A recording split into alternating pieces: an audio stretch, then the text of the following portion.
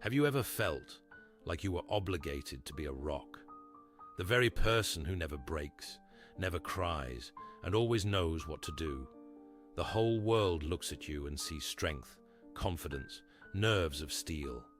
But inside, beneath this thick shell, hides something else entirely.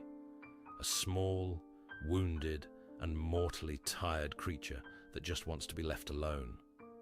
We all build facades, but one man built a facade that became taller and more massive than himself, and in the end, that facade collapsed, burying its creator beneath it. We are used to imagining Ernest Hemingway as an icon of masculinity. The coarse sweater, the grey beard, a glass of whiskey in one hand, a hunting rifle or a marlin rod in the other. He is the symbol of the lost generation, a man who went through every possible war, survived 2 plane crashes, outlived explosions, malaria and anthrax. He seems like a Superman cast in steel. But if we look behind this poster, we see a deeply traumatized boy who spent his entire life running from one single feeling, the fear of being weak. It all began on the fields of the First World War.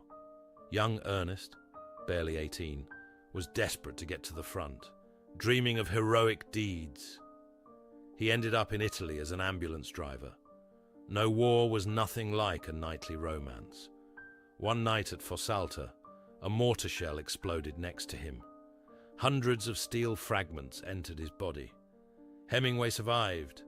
He even carried a wounded Italian soldier on his shoulders, despite his own legs being turned into a bloody mess. But it was that night that something inside him broke forever. He realized that death is not beautiful. It is mud, cold, and absolute randomness.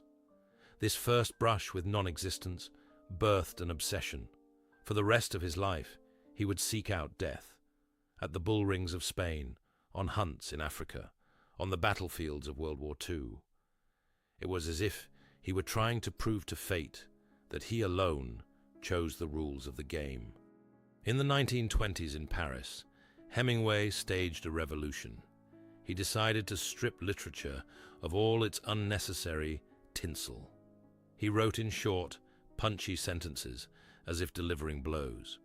His famous Iceberg theory stated that the reader should only see the tip, while 7/8 of the meaning must be hidden beneath the water. If a character is silent, it means their pain is too great to express. But this stinginess with words was not just a style, it was his life strategy. Show no emotion. Do not complain. Take the hit.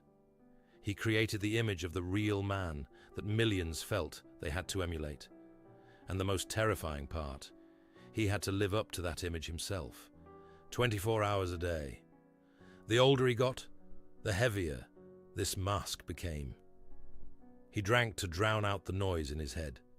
He changed wives, trying to find either understanding or confirmation of his own uniqueness.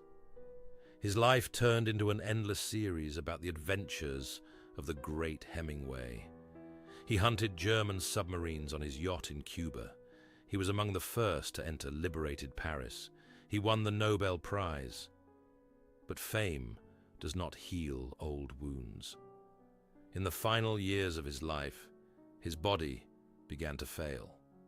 Numerous brain injuries, diabetes, hypertension, and a destructive paranoia turned his life into hell. He felt he was being watched by the FBI, that there were bugs everywhere, that his bank accounts were frozen. The saddest part is that years later it was revealed. He really was being watched. The system began hunting the lion when he could barely stand on his feet. He was placed in a clinic where he was treated with the most barbaric method of the time. Electroshock therapy. 15 sessions. After that, Hemingway, a man who lived by the word, found that he could no longer write. He couldn't remember his friends' names. He couldn't compose a sentence. What is the use of my being alive if I cannot write? He asked. The great hunter had himself become the prey, cornered by his own illness and the misunderstanding of others. On the morning of July 2nd, 1961, in his home in Ketchum, Ernest Hemingway rose early, took his favorite shotgun, loaded 2 shells, and pulled the trigger. This was not an act of despair. It was his last, final text. He always said that a man can be destroyed but not defeated, and in this final gesture, it was as if he took back from life the right to his own death. We remember him as a conqueror, a man who tamed oceans and mountains, but behind every word of his hides, the quiet whisper of that wounded boy in the Italian hospital, who just wanted to be loved, not for his feats, but for who he truly was.